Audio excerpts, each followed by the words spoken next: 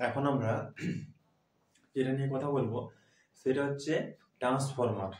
এই ট্রান্সফরমার কি, এর ডেফিনেশন কি?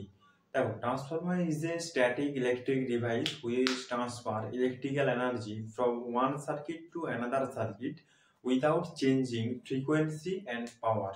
মানে তোমার ট্রান্সফরমার হলো একটি স্থির বস্তু যেটা কি করে, ইলেকট্রিক্যাল এনার্জিকে একটা সার্কিট থেকে অন্য সার্কিটে ট্রান্সফার করে, ফ্রিকোয়েন্সি এবং পাওয়ারকে পরিবর্তন না করে। এই ট্রান্সফরমার দুই প্রকার হয়, একটা হচ্ছে স্টেপ আপ ট্রান্সফরমার আর একটা হচ্ছে স্টেপ ডাউন ট্রান্সফরমার। এই স্টেপ আপ ট্রান্সফরমার কোথায় ব্যবহার করা হয় এবং কেন ব্যবহার করা হয় সেসব সম্পর্কে আমরা জানব। না, স্টেপ আপ ট্রান্সফরমার ব্যবহার করা হয় আমাদের যে পাওয়ার জেনারেটিং স্টেশন আছে সেখানে আমাদের এই স্টেপ আপ ট্রান্সফরমার ব্যবহার করা হয় ভোল্টেজটাকে বাড়াবার জন্য। কেন বাড়াবার জন্য? কারণ আমাদের যে পাওয়ার জেনারেটিং স্টেশন সেখানে 11 কেভি এর বেশি পাওয়ার জেনারেট করতে পারা যায় না। সেই 11 কেভিটাকে বাড়িয়ে তোমার 33 কেভি, 63 কেভি, 150 কেভি, 200 কেভি পর্যন্ত বাড়ানো হয়। বাড়িয়ে একটা শহর থেকে অন্য শহরে নিয়ে যাওয়া হয়। এবার কেন বাড়ানো হয়? যদি না বাড়ানো হয় কি হবে? ধরো 11 কেভিটা আমাদের জেনারেট হচ্ছে, এবার সেটা যদি না বাড়ানো হয় সেটা তো একটা শহর থেকে অন্য শহরে নিয়ে যেতে হবে। কিসের মাধ্যমে নিয়ে যাবো? আমরা তারের মাধ্যমে নিয়ে যাবো, অবশ্যই তারের মাধ্যমে নিয়ে যাবো। তো কি, তারের একটা নিজস্ব রেজিস্ট্যান্স আছে এবং রেজিস্ট্যান্সটা থাকার ফলে ওখানে ভোল্টেজ অনেক ড্রপ হবে। ঠিক আছে, এবার ভোল্টেজ ড্রপ হলে এখানে আমাদের অনেকটা লস হবে। মানে 11 কেবিটা, ধরো 11 কেবিটা এখানে আছে, আমি এখান থেকে 400-500 কিলোমিটার দূরে নিয়ে গেলাম, তো 11 কেবিটা তখন আর 11 কেবি থাকবে না, সেটা অনেকটা কমে যাবে, ওই 4000-5000 ভোল্ট এরকম হবে।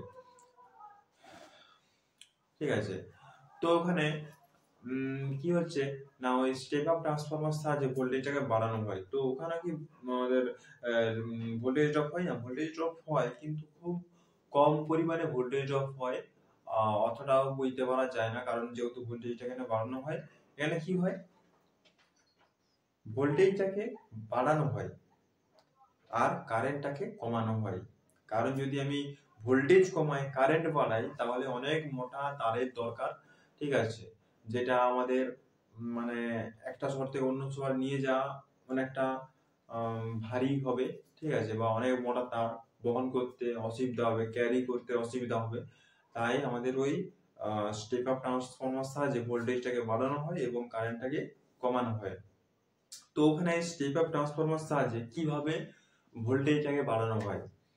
না, স্টেপ আপ ট্রান্সফরমার দেখো, একটা প্রাইমারি কয়েল থাকে, একটা সেকেন্ডারি কয়েল থাকে। স্টেপ আপ ট্রান্সফরমার প্রাইমারি কয়েলটা হচ্ছে লো ভোল্টেজ সাইড আর সেকেন্ডারি কয়েলটা হচ্ছে হাই ভোল্টেজ সাইড। মানে প্রাইমারি কয়েলে তোমার নাম্বার অফ টার্নস, কয়েলের পাক সংখ্যা কম থাকবে, যেহেতু এই সাইডে হচ্ছে লো ভোল্টেজ সাইড। আর সেকেন্ডারি কয়েলের পাক সংখ্যা বেশি থাকবে, কারণ এই সাইডটা হচ্ছে আমার হাই ভোল্টেজ সাইড। এবারে 11 কেভি থেকে 150 কেভি, 200 কেভি এই সাইডে হচ্ছে কি করে? কারণ ওই যে কয়েলের পাক নাম্বার অফ টার্নস গুলো আছে, ওটা একটা কোরের মধ্যে আছে। ঠিক আছে, এই পাশে একটা কোর আছে, এই পাশে একটা কোর আছে, এই উপরেও কোর আছে, নিচেও কোর আছে। ঠিক আছে, এবারে ওই যে প্রাইমারি কয়েলে ওখানে আমাদের ম্যাগনেটিক ফ্লাক্স হয়। ঠিক আছে, ম্যাগনেটিক ফ্লাক্স উৎপন্ন হয় এবং উৎপন্ন হয়ে আমাদের সেকেন্ডারি কয়েলে আসে ওই কোরের মাধ্যমে। কোরটা কিন্তু ল্যামিনেটেড কোর থাকে প্লাস্টিক দিয়ে। তো প্রাইমারি কয়েলের সাথে সেকেন্ডারি কয়েলের কোনো ইলেকট্রিক্যাল কানেক্টিভিটি নাই। ঠিক আছে, ওই ম্যাগনেটাইজ হয়ে সেকেন্ডারি কয়েলে আসে এবং এসে ওই ফ্লাক্স গুলো সেকেন্ডারি কয়েলে কাট হয় এবং কাট হয়ে সেখানে ইএমএফ জেনারেট হয়। এবারে যত বেশি কাট হবে তত বেশি ইএমএফ হবে। তো ইএমএফ কাট কি করে বেশি হবে? কয়েলের পাক সংখ্যা যত বেশি থাকবে তত বেশি কাট হবে, আর কয়েলের পাক সংখ্যা যদি কম থাকে তাহলে কম কাট হবে এবং কম ইএমএফ হবে। তো এইভাবে আমাদের স্টেপ আপ ট্রান্সফরমার কাজ করে। ওই স্টেপ আপ ট্রান্সফরমার জেনারেলি ওই পাওয়ার জেনারেটিং স্টেশনে ব্যবহার করা হয় ভোল্টেজটাকে স্টেপ আপ করার জন্য। এবার যাচ্ছি step down transformer. Step down transformer কোথায় ব্যবহার করা হয়? না স্টেপ ডাউন ট্রান্সফরমার ব্যবহার করা হয় আমাদের যে গ্রামগুলোতে বেশি ব্যবহার করা হয়, গ্রামে পাড়ায়, ঠিক আছে, এগুলোর ক্ষেত্রে আমাদের স্টেপ আপ ট্রান্সফরমার ব্যবহার করা হয়। তো আম, ওই যে আমাদের গ্রামে কত কেভি ভোল্টেজ ঢোকে, 11 কেভি ভোল্টেজ ঢোকে, এবং ঢুকে ওই স্টেপ ডাউন ট্রান্সফরমার মধ্যে যায়, যে ওখানে কি করে, ওখানেও দুটো কয়েল থাকে, একটা প্রাইমারি কয়েল, একটা সেকেন্ডারি কয়েল। ওর প্রাইমারি কয়েলটা আছে স্টেপ ডাউন ট্রান্সফরমার, প্রাইমারি কয়েলটা হচ্ছে হাই ভোল্টেজ সাইড, আর সেকেন্ডারি কয়েলটা হচ্ছে লো ভোল্টেজ সাইড। কেন লো ভোল্টেজ সাইড আমি বলছি, কারণ আমাদের টিভি, ফ্যান, পাখা ইত্যাদি চালাতে কি 11 কেভি দিয়ে যদি চালাই তাহলে কিছু থাকবে না। তাই আমাদের ওখানে ভোল্টেজটাকে স্টেপ ডাউন ট্রান্সফরমার সাহায্যে ভোল্টেজটাকে কমানো হয়। তাই সেকেন্ডারি কয়েলটা হচ্ছে লো ভোল্টেজ সাইড আর প্রাইমারি কয়েলটা হচ্ছে হাই ভোল্টেজ সাইড। সবসময় মনে রাখবে যে যে সাইডে কয়েলের পাক সংখ্যা বেশি সে সাইডটা হচ্ছে হাই ভোল্টেজ সাইড, আর যে সাইডে কয়েলের পাক সংখ্যা কম সে সাইডটা হচ্ছে লো ভোল্টেজ সাইড।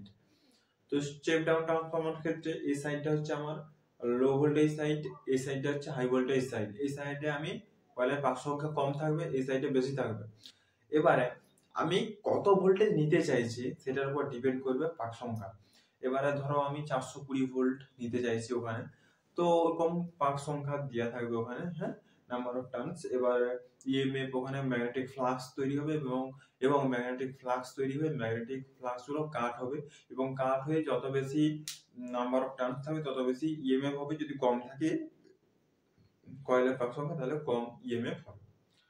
তো এইভাবে স্টেপ আপ এবং স্টেপ ডাউন ট্রান্সফরমার ব্যবহার করা হয়। স্টেপ ডাউন ট্রান্সফরমার 220 ভোল্টটাকে বলা হচ্ছে তোমার সিঙ্গেল ফেজ, আর 440 ভোল্টটাকে বলা হচ্ছে থ্রি ফেজ। আশা করি তোমরা স্টেপ আপ এবং স্টেপ ডাউন ট্রান্সফরমার, ঠিক আছে, খুব ভালোভাবে বুঝতে পেরেছো। আজ এই পর্যন্তই।